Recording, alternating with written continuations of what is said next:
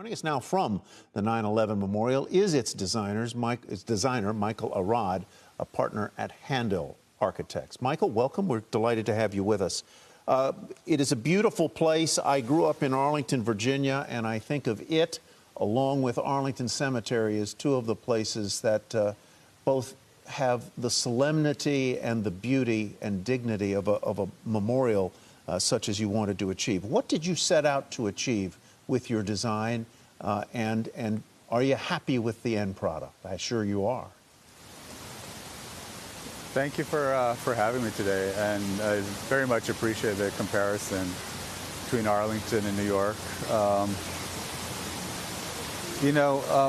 I started thinking about a design for Memorial here shortly after the attack, and initially designing anything right here felt too soon, like a wound that was too raw to touch. So I imagined the memorial actually a block further west in the Hudson River, and the river sort of shorn open, forming two square voids that remained empty despite all the water flowing into them. And I think in a sense what I wanted to capture was a sense of loss and absence that time doesn't erase. And when the competition was announced for a design for a memorial here at the site, I wanted to bring that sense of absence and loss to the site, but also marry it together with what I saw in New York in places like Union Square and Washington Square, which was how important these civic spaces were to allow New Yorkers to come together and to respond as a community to that attack.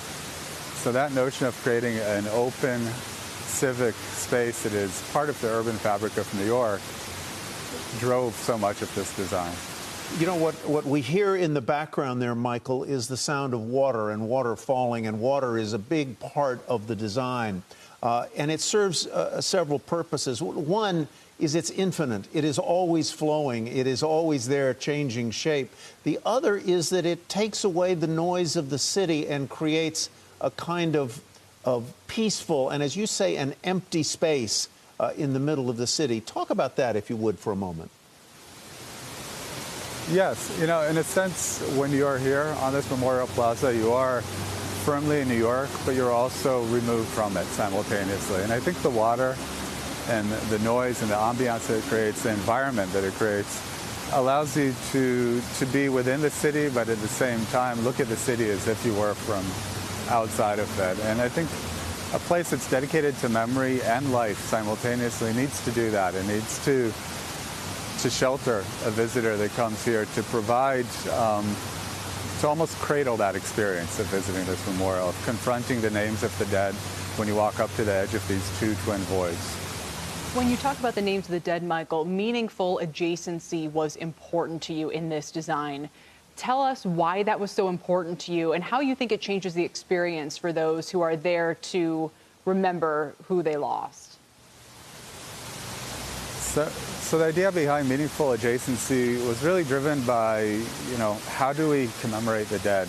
I mean, obviously the names are here, but we wanted in some way to capture their lives too. We wanted to capture the relationships that existed between these individuals, whether it was families who were traveling together on the plane, whether it was co-workers, siblings who worked together, fathers and sons who worked together here.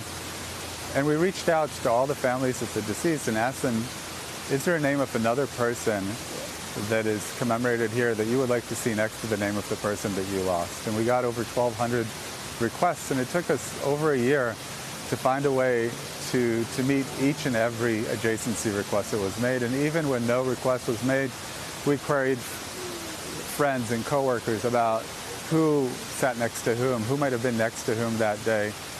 And when you come to this memorial, you might not be aware of this invisible web of relationships that connects this name to that name. But family members and friends, I think, appreciate it when they come to this memorial. And when you learn about these relationships, and there are many different ways in which we can share that information. Some of it is through recorded stories that StoryCorps has recorded. Some of it is through an app that you can download when you visit the memorial and see these connections.